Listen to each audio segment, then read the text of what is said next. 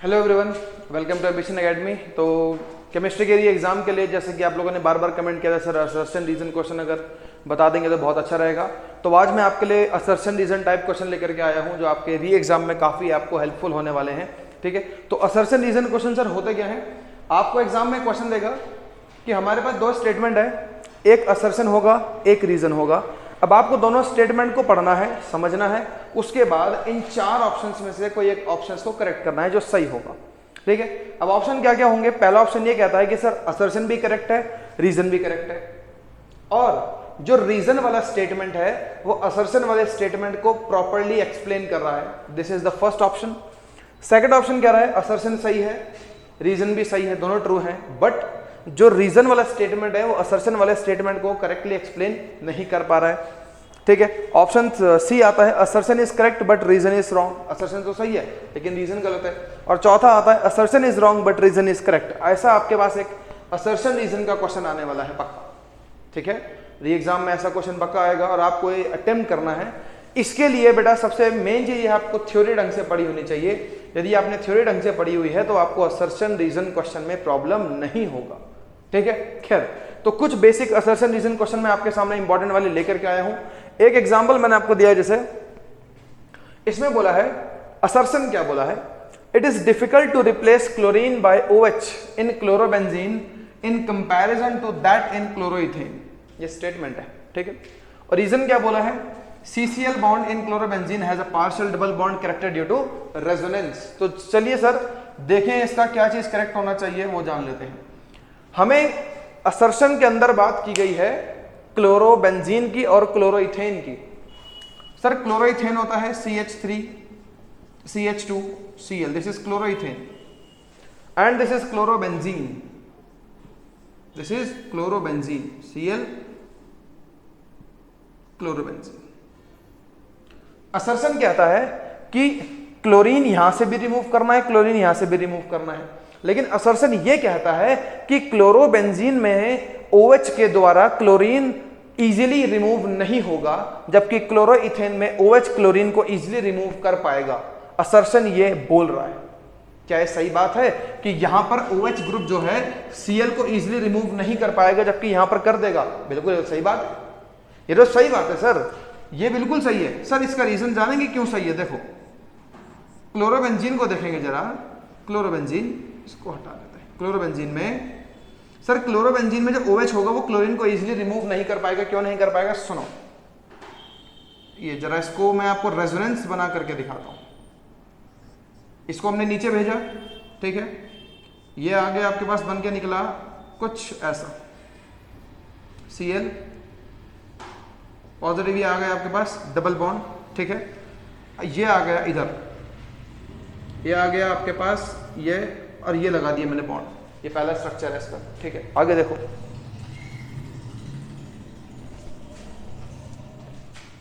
आगे देखिए, double bond Cl plus लगा दिए मैंने बॉन्ड, ये इधर आया, ये इधर गया बॉन्ड, ये बन गया। ठीक है, अगला स्टेप आया, ये आपने रेजोनेंस क्लोरोबेंजीन का पक्का पढ़ा होगा हेलोएल्केन हेलोरीन चैप्टर के अंदर, क्या नहीं पढ़ा? तो होना चाहिए बेटा, है ना, सीधी सीधी चीज है। ठीक है, ये इधर आ गया, ये आपके पास ऐसा बन गया, और ये आपके पास ये बन गया।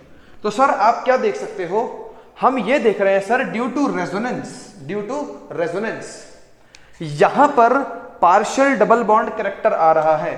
कार्बन और क्लोरीन के बीच में पार्शियल डबल बॉन्ड कैरेक्टर आ रहा है ड्यू टू रेजोनेंस, और यहां पर पार्शियल डबल बॉन्ड कैरेक्टर है। ऐसा डबल बॉन्ड कैरेक्टर क्लोरोइथेन में नहीं है। क्या आप देख पा रहे हैं, ऐसा डबल बॉन्ड कैरेक्टर क्लोरोइथेन में नहीं है। बिल्कुल सही। अब सोचो, डबल बॉन्ड का क्लीवेज ज्यादा मुश्किल है as compare to single bond का क्लीवेज। तो सर असर्शन यही कह रहा है कि सर इसके अंदर OH ग्रुप जो है क्लोरो को हटा नहीं सकता इजीली, क्योंकि इस पे पार्शियल डबल बॉन्ड कैरेक्टर है, और क्लोरोइथेन में इजीली रिमूव कर सकता है, क्योंकि डबल बॉन्ड का क्लीवेज आसान नहीं होता, सिंगल बॉन्ड का क्लीवेज इजी होता है ना। तो सर असर्शन इज करेक्ट, तो सर असर्शन इज करेक्ट, है ना। और ऐसा क्यों हो रहा है जानते हो? Because of partial double bond character due to resonance. अब रीजन क्या कह रहा है sir? Carbon chlorine bond in chlorobenzene has a partial double bond character due to resonance. बिल्कुल वही चीज है। तो रीजन भी सर क्या है? Reason is also correct, reason is correct. और जो मैंने आपको समझाया उसे देख करके आप ये बता सकते हो कि सर हाँ, reason is the correct statement for assertion, और you can say reason is the correct explanation for assertion. तो सर इसको देख करके option A is correct, assertion and reason both are correct and reason is correct explanation of assertion. तो ये था आपके पास पहला क्वेश्चन। आइए चले देखेंगे सेकंड क्वेश्चन क्या है। हाँ जी, तो ये है आपके पास सेकंड क्वेश्चन असर्शन रीजन का। क्या कहता है sir? Phenol gives ortho and paranitrophenol on nitration with concentrated HNO3 and H2SO4 mixture. ठीक है, एंड रीजन क्या कहता है? OH group in phenol is ortho and para directing. तो आपको बताना है कौन सा सही है कौन सा गलत है और क्या क्या हिसाब यहाँ पर चल रहा है। सुनो सर, असर्शन यहां पर रॉन्ग है, assertion is wrong, assertion is wrong. Sir आप कैसे कह सकते हो असर्शन रॉन्ग है? इन्होंने कहा phenol gives ortho and paranitrophenol on nitration with concentrated HNO3 and H2SO4 mixture. ऐसा नहीं है। जब आप फिनॉल को रिएक्ट कराते हैं ना with concentrated HNO3 and H2SO4 mixture के साथ, ठीक है, HNO3 एंड H2SO4 मिक्सचर के साथ, तब आपको प्रोडक्ट जो मिलता है ना वो ये होता है, वो आपको ये प्रोडक्ट देता है। फिनॉल मिल गया, ठीक है, ये मिल गया आपको NO2, ये मिल गया आपको NO2 और ये मिल गया आपको NO2। इस प्रोडक्ट का नाम क्या जानते हैं? इस प्रोडक्ट का नाम है 2,4,6 ट्राइनाइट्रोफिनॉल। क्या बनेगा? 2,4,6 ट्राइनाइट्रोफिनॉल, 2,4,6 ट्राइनाइट्रोफिनॉल। ठीक है। अब सर जब हमने फिनॉल को इसके साथ ट्रीट कराया तो हमें क्या मिला? 2,4,6 ट्राइनाइट्रोफिनॉल। लेकिन मेरा असर्शन क्या कहता है? क्या मिलना चाहिए? Ortho and paranitrophenol. तो सर असर्शन कह रहा है मिलना चाहिए ऑर्थो एंड पैरानाइट्रोफिनॉल, लेकिन मिलता क्या है?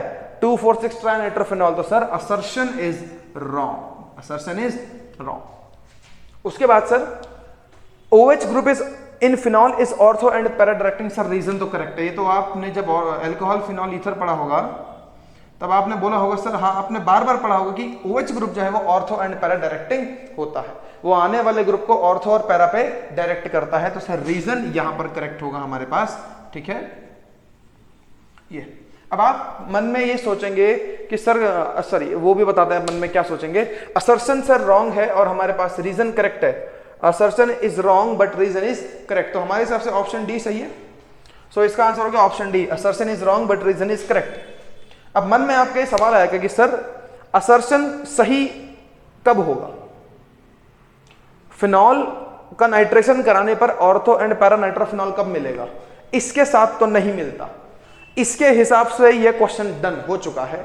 ठीक है। लेकिन अगर इस क्वेश्चन से एक अलग चीज मैं आपको समझाऊं कि सर फिनॉल को आप किससे ट्रीट कराओगे कि आपको ऑर्थो और पैरानाइट्रोफिनॉल मिले, तो बच्चे फिनॉल को आप रिएक्ट कराओ डाइल्यूट HNO3 के साथ। किसके साथ? Dilute HNO3 298 kelvin. ठीक है। तब आपको मिलेगा ऑर्थो एंड पैरानाइट्रोफिनॉल। ठीक है। ये एक अलग चीज मैंने आपको समझा दी। ठीक है। ये लीजिए, तब मिलेगा आपको ऑर्थो एंड पैरानाइट्रोफिनॉल। ये क्वेश्चन तो यही खत्म हो गया। ये तो मैंने आपको अलग से चीज समझाई कि अगर आपको ऑर्थो और पैरानाइट्रोफिनॉल प्रोडक्ट चाहिए तो आपको ऐसे करना पड़ेगा, आपको डाइल्यूट HNO3 के साथ रिएक्ट कराना पड़ेगा। तो ये था इसका करेक्ट आंसर। अभी अपने को अगले क्वेश्चन की तरफ बढ़ेंगे। चलिए देखें क्या है अगला क्वेश्चन। चलिए भैया थर्ड क्वेश्चन देखेंगे। थर्ड क्वेश्चन क्या होगा हमारे पास? असर्शन बोला है chromium is typical hard metal while mercury is a liquid. आप जानते हैं मर्क्यूरी एक मेटल है जो लिक्विड स्टेट में एग्जिस्ट करता है। ठीक है। इसका रीजन क्या बोला है? In chromium there are 6 unpaired electrons whereas in mercury there are no unpaired electrons. अब जानते हैं सर क्या सही है क्या गलत है। ठीक है। देखो क्रोमियम हार्ड मेटल होता है, मर्क्यूरी लिक्विड है, ये तो जानते हो आप। ठीक है। तो सर ए इज ट्रू, ये तो पक्का है। आप बचपन से पढ़ते आ रहे हो कौन सा मेटल लिक्विड स्टेट में एग्जिस्ट करते हैं? मर्क्यूरी। और क्रोमियम हार्ड होता है, ये हम डी एंड एफ ब्लॉक में बार बार पढ़ते हैं। ठीक है। असर्शन तो ट्रू है sir. Sir what about reason? क्या रीजन ट्रू होगा? आइए देखते हैं। पहले सर मैं आपको क्रोमियम का और मर्क्यूरी का कॉन्फ़िगरेशन करके देख लेते हैं, है ना, ज़्यादा अच्छा रहेगा। क्रोमियम का कॉन्फ़िगरेशन बनेगा argon 3d5 4s1, okay. Mercury का बनेगा ज़ेनॉन 4f14 5d10 6s2, ये बनेगा, ये कॉन्फ़िगरेशन होता है। अच्छा, जरा क्रोमियम की मैं बात आपसे करूं, कितने अनपेयर्ड इलेक्ट्रॉन यहां पर है, चेक करो। अगर आप डी को ओपन करोगे तो 5 अनपेयर्ड इलेक्ट्रॉन यहां मिलेंगे, एस को करोगे तो 1 अनपेयर्ड इलेक्ट्रॉन यहां मिलेगा। तो क्रोमियम में total 6 unpaired electrons, unpaired electrons, बहुत अच्छे। मर्क्यूरी की बात कीजिए, एफ के अंदर 14 इलेक्ट्रॉन आ सकते हैं, तो 14 भरे हुए हैं। डी में 10 आ सकते हैं, 10 भरे हुए हैं। इसमें 2 आ सकते हैं, 2 भरे हुए हैं एस के अंदर। तो सर मर्क्यूरी के अंदर नो अनपेयर्ड इलेक्ट्रॉन, ठीक है, नो अनपेयर्ड इलेक्ट्रॉन्स, कोई भी नहीं है, बहुत अच्छा। अब सर जितने ज्यादा अनपेयर्ड इलेक्ट्रॉन्स होते हैं उतनी ही स्ट्रॉन्ग मेटालिक बॉन्डिंग होती है। तो सर सोचो, दोनों में से ज्यादा स्ट्रॉन्ग मेटालिक बॉन्डिंग किसमें होगी? क्रोमियम में होगी, क्योंकि जितने ज्यादा अनपेयर्ड इलेक्ट्रॉन उतनी स्ट्रॉन्ग मेटालिक बॉन्डिंग। तो क्रोमियम में मेटालिक बॉन्डिंग स्ट्रॉन्ग है, मर्क्यूरी में मेटालिक बॉन्डिंग नेग्लिजिबल के आसपास होगी, क्योंकि अनपेयर्ड इलेक्ट्रॉन है ही नहीं इसमें। तो जिसमें मेटालिक, जितने ज्यादा अनपेयर्ड इलेक्ट्रॉन उतनी स्ट्रॉन्ग मेटालिक बॉन्डिंग, और जितनी स्ट्रॉन्ग मेटालिक बॉन्डिंग उतना ही हार्ड मेटल। तो सर इसके हिसाब से हमारे पास जो क्रोमियम है वो हार्ड होना चाहिए, जबकि मर्क्यूरी कैसा होना चाहिए? लिक्विड होना चाहिए, क्योंकि इसमें अनपेयर्ड इलेक्ट्रॉन ढेर सारे हैं, इसमें अनपेयर्ड इलेक्ट्रॉन है ही नहीं। तो सर रीजन जो है, अब रीजन चेक कर लो क्या बोल रहे हैं। रीजन क्या बोल रहा है? In chromium there are 6 unpaired electrons, whereas in mercury there is no unpaired electron. और मैंने भी तो आपको वही समझाया, मैंने भी तो वही समझाया कि भाई क्रोमियम में 6 अनपेयर्ड इलेक्ट्रॉन है, इसमें एक भी नहीं है। तो sir reason is also correct, reason is also correct, ठीक है। अब सर क्या ये इसका करेक्ट एक्सप्लेनेशन है? बिल्कुल है, अभी तो तुम्हें बताया, जितने ज्यादा अनपेयर्ड इलेक्ट्रॉन उतना स्ट्रॉन्ग मेटालिक बॉन्डिंग और उतना ही हार्ड मेटल। यहाँ अनपेयर्ड इलेक्ट्रॉन है नहीं, मेटालिक बॉन्डिंग है नहीं, इसलिए लिक्विड स्टेट में एग्जिस्ट करता है। तो सर असर्शन भी ट्रू है, रीजन भी करेक्ट है, और reason is the correct explanation of assertion. तो हमारे हिसाब से यहाँ पर ऑप्शन ए फिर से करेक्ट हो जाता है इस क्वेश्चन के लिए, ठीक है। तो इसमें ऑप्शन ए आप टिक कर देंगे तो आपको 1 मार्क्स पूरा पूरा मिल जाएगा। आइए चलिए देखेंगे अगला क्वेश्चन क्या बनता है। चलिए देखेंगे अगला क्वेश्चन असर्शन रीजन का। ये आई थिंक सोल्यूशन चैप्टर से है और हेनरीज लॉ को रिलेट करता है बिल्कुल। When scuba divers come towards the surface, their capillaries get blocked, which is painful and dangerous to life. This is assertion. What is the reason? There occurred release of dissolved gases as the pressure decreases and leads to the formation of bubbles of nitrogen in the blood. Okay. Henry's law के application में आपने पढ़ा होगा, जब scuba divers अंदर जाते हैं उनके पीछे एक सिलेंडर होता है सांस लेने के लिए, जिसके अंदर ऑक्सीजन, नाइट्रोजन एंड हीलियम भरा हुआ होता है, ठीक है। जब स्कूबा डाइवर पानी के अंदर जाता है, काफी अंदर जाता है, तो स्कूबा डाइवर के ऊपर प्रेशर बहुत होता है ना। और हेनरीज लॉ कहते हैं जितना ज्यादा प्रेशर होगा उतना ही ज्यादा गैस की सॉल्युबिलिटी किसी भी लिक्विड के अंदर ज्यादा होगी। ऑब्वियस सी बात है, greater the pressure greater the solubility of gas in a liquid. Okay, तो जब स्कूबा डाइवर सांस लेता है तो उसके ब्लड के अंदर ऑक्सीजन भी होता है, नाइट्रोजन भी होता है, ठीक है। ऑक्सीजन भी होता है, नाइट्रोजन भी होता है, बहुत अच्छी बात है। जब अंदर गया, उसने सांस लिया, प्रेशर ज्यादा है तो ब्लड के अंदर गैसेस की सॉल्युबिलिटी भी बढ़ेगी, ऑक्सीजन भी घुलेगा ब्लड के अंदर, नाइट्रोजन भी घुलेगा। लेकिन अब डाइवर को क्या करना है? ऊपर आना है, ठीक है। जो स्कूबा डाइवर है ऊपर आना चाहता है। जब स्कूबा डाइवर ऊपर आएगा, ऊपर आने से प्रेशर डिक्रीज करेगा, बिल्कुल सर, प्रेशर डिक्रीज करेगा। जब प्रेशर डिक्रीज करेगा तो हेनरीज लॉ के according solubility of gas in the blood decreases. बिल्कुल, जो ऑक्सीजन नाइट्रोजन ब्लड में घुली हुई है उसकी सॉल्युबिलिटी ब्लड के अंदर डिक्रीज करेगी। अब ऑक्सीजन नाइट्रोजन जो है ये क्या कर, अब देखो ऑक्सीजन तो एक्चुअल में हमारे ब्लड में काम आ गई ना, ऑक्सीजन हमारे ब्लड में काम आ गई, लेकिन नाइट्रोजन काम नहीं आई। तो नाइट्रोजन अब बाहर निकलना चाहती है। जब डाइवर ऊपर आया, प्रेशर घटा, तो solubility of nitrogen in the blood decreases, तो नाइट्रोजन बाहर निकलना चाहती है। जैसे जैसे डाइवर ऊपर आता जाता है, नाइट्रोजन बाहर निकलना चाहती है। अब सर जब नाइट्रोजन बाहर निकलती है तो बबल्स के फॉर्म में निकलती है, तो बबल्स नसों में फंस जाते हैं, कैपिलरीज में वो बबल्स फंस जाते हैं। इस चीज को अपन क्या बोलते हैं? बेंड्स। क्या बोलते हैं भाई? बेंड्स। और डीकंप्रेशन सिकनेस, डीकंप्रेशन सिकनेस, ठीक है, ये लीजिए, इसका नाम है बेंड्स और डीकंप्रेशन सिकनेस। तो सर असर्शन तो करेक्ट है, असर्शन इज करेक्ट। अभी आपको बताया ना मैंने कि जब ऊपर आता है तो उसकी कैपिलरीज ब्लॉक हो जाती है, बबल्स ट्रैप हो जाते हैं अंदर, बबल्स नाइट्रोजन के रह जाते हैं। ऐसा क्यों होता है? जब स्कूबा डाइवर ऊपर आते हैं तो प्रेशर डिक्रीज होता है, ऑक्सीजन भी घुला था नीचे जब था, नाइट्रोजन भी घुला था, लेकिन ऑक्सीजन जो है हमारी बॉडी में काम आ गया, ब्लड ने अपने ऑक्सीजन को इस्तेमाल किया, पूरी बॉडी में भेज दिया, लेकिन नाइट्रोजन बचा हुआ है अभी भी। तो जब डाइवर ऊपर आता है, प्रेशर डिक्रीज करता है, तो according to Henry's law solubility of nitrogen in the blood decreases, तो नाइट्रोजन क्या करेगा, बबल्स के फॉर्म में बाहर निकलेगा। अब वो नाइट्रोजन जो है हमारी कैपिलरीज में ट्रैप हो जाता है in the form of bubble, जो कि हमारे लिए बहुत पेनफुल होता है स्कूबा डाइवर्स के लिए और लाइफ के लिए भी डेंजरस होता है। तो सर असर्शन तो करेक्ट है। Reason, there occurred release of dissolved gases as the pressure decreases and leads to formation of bubbles of nitrogen in the blood। मैंने यही रीजन अभी आपको समझाया। तो सर असर्शन करेक्ट है, रीजन इज करेक्ट,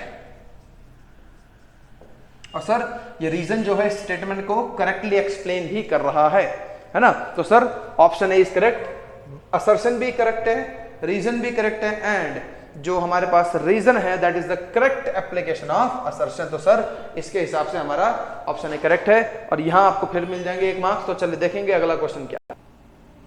चलिए अभी देखेंगे अपना अगला क्वेश्चन जो कि अमाइंस चैप्टर से है। क्वेश्चन क्या कहता है, aniline does not undergo Friedel Craft reaction.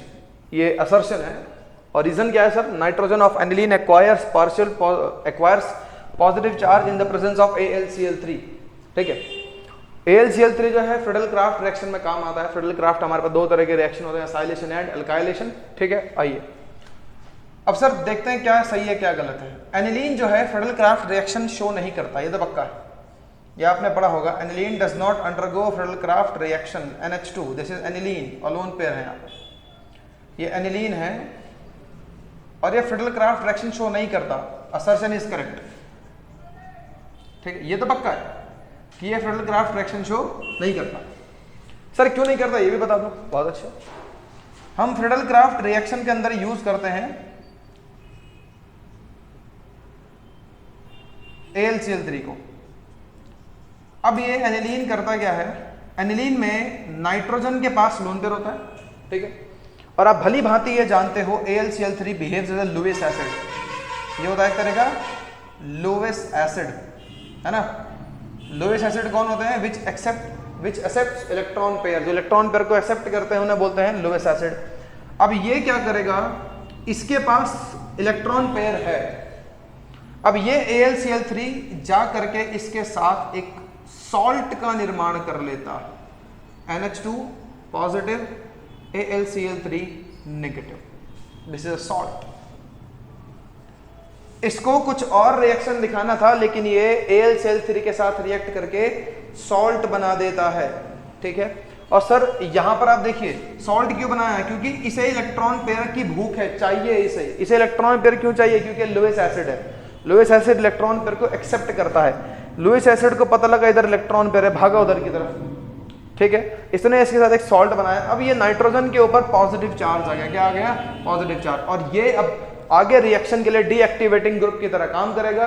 तो सीधी सीधी बात है sir, aniline Friedel-Crafts reaction show नहीं करता, क्योंकि वो लुईस एसिड AlCl3 के साथ रिएक्ट करके एक सॉल्ट बनाता है। सॉल्ट बनने की वजह से नाइट्रोजन के ऊपर एक पॉजिटिव चार्ज आता है, और सर इस केस में नाइट्रोजन फर्दर रिएक्शन के लिए एक डीएक्टिवेटिंग ग्रुप का काम करता है। जब आपने पढ़ा होगा तो डिटेल में आपको पूरा दिखाया गया होगा कि ये जो नाइट्रोजन पॉजिटिव चार्ज आने की वजह से फर्दर रिएक्शन के लिए डीएक्टिवेटिंग ग्रुप का काम करता है। तो sir due to the salt formation with Lewis acid aniline does not undergo Friedel Craft reaction. तो चलिए रीजन देखें, nitrogen of aniline acquire positive charge in the presence of AlCl3, बिल्कुल वही जो मैंने समझाया वही रीजन भी है। तो सर असर्शन करेक्ट है, reason is also correct,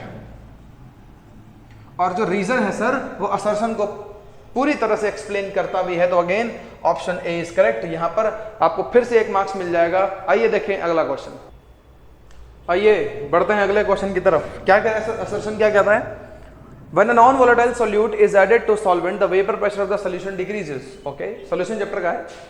Reason क्या कहता है sir, as number of solvent molecule escaping from the surface is reduced, the vapor pressure of solution also reduced. आइए सर इसको देख लेते हैं क्या है। सोल्यूशन चैप्टर में बिल्कुल हर किसी को ये बात पढ़ाया जाता है कि जब किसी एक सॉल्वेंट के अंदर, सॉल्वेंट लिक्विड होगा ऑब्वियस सी बात है, एक non volatile solute like glucose अगर हम डालते हैं तो सोल्यूशन का वेपर प्रेशर घट जाता है। ये पक्का है घट जाता है, ये आपको बताया भी गया होगा। तो सर असर्शन यहां पर करेक्ट है, ए इज करेक्ट कि सर जब कोई non volatile solute volatile solvent के अंदर डाला जाता है तो, या फिर किसी सॉल्वेंट के अंदर डाला जाता है तो उसका वेपर सॉल्यूशन का वेपर प्रेशर घट जाता है, ये पक्का है। तो assertion is correct. Now sir what is the reason? Okay, मान लीजिए कोई सॉल्वेंट है मेरे पास, कोई लिक्विड है यहाँ पर, ठीक है, ये कोई लिक्विड सॉल्वेंट है मेरे पास, ठीक है, सरफेस पर केवल सॉल्वेंट के मॉलिक्यूल्स पड़े हुए हैं, है ना, सरफेस पर केवल सॉल्वेंट के मॉलिक्यूल्स पड़े हुए हैं, ठीक है, बहुत अच्छे। अगर अब ये सॉल्वेंट, ये लिक्विड है, सॉल्वेंट के मॉलिक्यूल सरफेस पर पड़े हुए हैं, जब इनका वेपर बनेगा, जब इसे हीट करेंगे या कैसे भी इसका, जब हम हीट करके इसका वेपर बनाएंगे तो ऑब्वियस सी बात है इसका वेपर बनेगा और उसका और वेपर कुछ प्रेशर लगाएंगे, उसे हम क्या बोलते हैं, इस सॉल्वेंट का वेपर प्रेशर बोलते हैं, ठीक है, क्योंकि ये वोलेटाइल है तो ये वेपर बनेगा, वेपर से वेपर प्रेशर लगेगा, ओके। लेकिन अब मैंने क्या करा, इस सॉल्वेंट के अंदर एक ऐसी चीज डाल दी जो कि नॉन वोलेटाइल है, आप उसे वेपर में नहीं कन्वर्ट कर सकते, ठीक है, वो आप वेपर में बहुत इजीली उसे नहीं कन्वर्ट कर सकते, आप ऐसा कह लीजिए उसे वेपर में नहीं कन्वर्ट कर सकते आप। नॉन वोलेटाइल सॉल्यूट मैंने यहां पर डाल दिया, मान लीजिए ये देखिए नॉन वोलेटाइल सॉल्यूट यहां पर आ गया है, मैंने यहां पर नॉन वोलेटाइल सॉल्यूट को भी डाल दिया है। अब अगर आप इसे हीट करते हो, इसे नॉन वोलेटाइल सॉल्यूट का वेपर में नहीं बदलेगा, ये खुद तो वेपर में बदलेगा नहीं, और इसके नीचे जो सॉल्वेंट के पार्टिकल्स हैं उनको वेपर में बदलने देगा नहीं, क्योंकि ये उनके ऊपर जमा हो गए, उनके सरफेस पर आ गए हैं ये, तो खुद तो वेपर में बदलेगा नहीं और उन नीचे सॉल्वेंट के पार्टिकल्स को भी इजीली वेपर में नहीं बदलने देगा। तो अगर कुछ एक पार्टिकल चलो वेपर में बदल गए, चलो सॉल्वेंट के कुछ एक पार्टिकल वेपर में बदल गए, तो ये कुछ वेपर प्रेशर लगाएंगे, लेकिन नॉन वोलेटाइल सॉल्यूट डालने से पहले यहां पर वेपर्स ज्यादा थे, क्योंकि सॉल्वेंट मॉलिक्यूल इजीली वेपर में बदल सकते थे।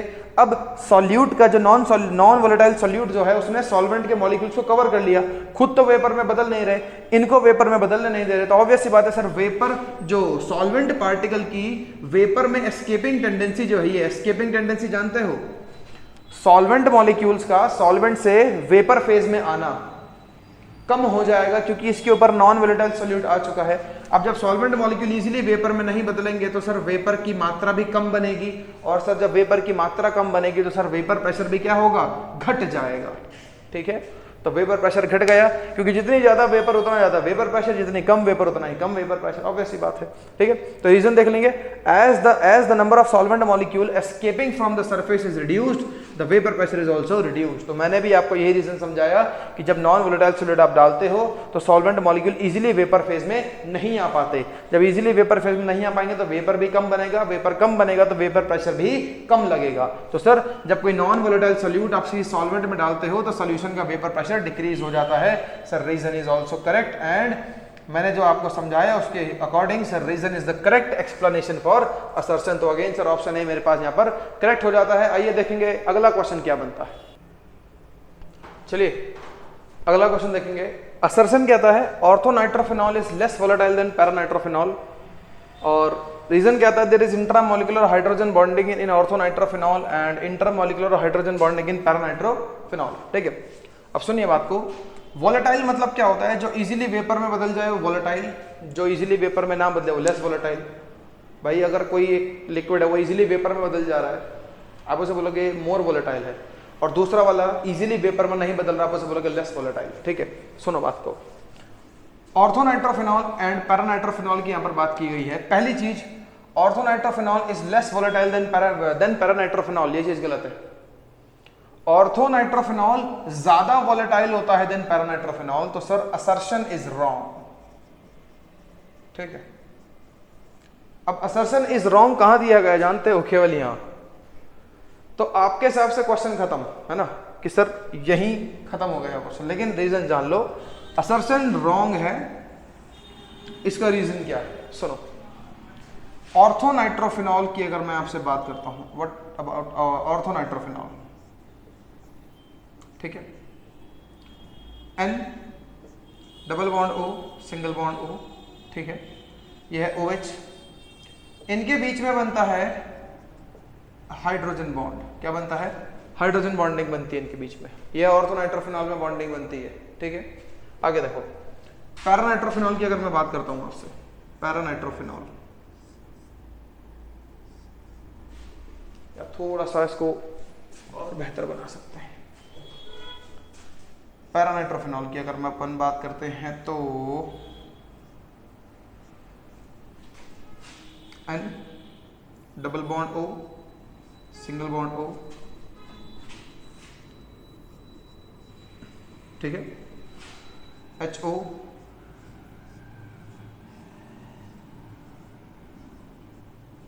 N double bond O single bond, ठीक है। ये पैरानाइट्रोफिनॉल है, यहां पर जो बॉन्डिंग बनती है वो ऐसी बनती है, वो ऐसी बनती है।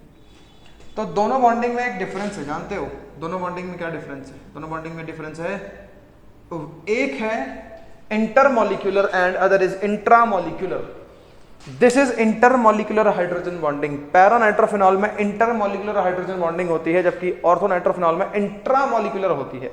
दिस इज इंट्रामॉलिक्यूलर, ठीक है, एंड दिस इज इंटरमॉलिक्यूलर, ये डिफरेंस है दोनों में। ठीक है, तो सर क्योंकि इसमें इंट्रामॉलिक्यूलर हाइड्रोजन बॉन्डिंग होती है और इसमें इंटरमॉलिक्यूलर हाइड्रोजन बॉन्डिंग होती है, रीजन करेक्ट है कि नहीं है? सर रीजन करेक्ट है, रीजन इज करेक्ट। वो भी तो वही कह रहा है कि ऑर्थोनाइट्रोफिनॉल में इंट्रामॉलिक्यूलर बॉन्डिंग होती है, बिल्कुल वो भी तो यही कह रहा है। ठीक है, तो सर इंटरमॉलिक्यूलर हाइड्रोजन बॉन्ड की वजह से ये लेस वोलेटाइल होता है पैरानाइट्रोफिनॉल, और इंट्रामॉलिक्यूलर हाइड्रोजन बॉन्डिंग की वजह से ये जो है ऑर्थोनाइट्रोफिनॉल ज्यादा वोलेटाइल होता है। तो सर असर्शन तो उल्टा लिखा है, असर्शन कह रहा है ऑर्थोनाइट्रोफिनॉल लेस वोलेटाइल, लेकिन मैं कह रहा हूं ऑर्थोनाइट्रोफिनॉल ज्यादा वोलेटाइल है because of intramolecular hydrogen bonding. तो मैं आपको अलग बता रहा हूं, स्टेटमेंट उल्टा लिखा हुआ है, असर्शन उल्टा लिखा हुआ है। तो sir assertion is wrong and reason is correct, तो ऑप्शन डी यहां पर आपका करेक्ट बन जाएगा। तो चलिए आगे देखें क्या है अगला क्वेश्चन। आओ आगे अगला क्वेश्चन देखते हैं, ये सरफेस केमिस्ट्री को रिलेट करता है। असर्शन कहता है adsorption is not a surface phenomena, क्या बात है सर। रीजन कहता है adsorption is an exothermic process, बहुत अच्छे। असर्शन तो पर सर पहले ही गलत हो गया, ए इज रॉन्ग, क्योंकि जब हम लोग 12th क्लास में पढ़ते हैं तो हमें बार बार टीचर समझाते हैं प्यार से, बेटा adsorption is a surface phenomena, adsorption surface phenomena होता है, absorption is not a surface phenomena, that is a bulk phenomena, है ना।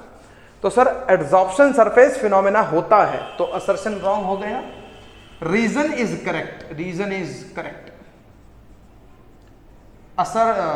Adsorption is an exothermic process, मतलब जब एड्सॉर्प्शन होता है तो हीट रिलीज होती है, ठीक है, उस हीट को आप बोलते हैं हीट ऑफ एड्सॉर्प्शन, है ना। तो असर्शन रॉन्ग, रीजन करेक्ट। कौन सा ऑप्शन सही हो गया? Option D is the correct answer.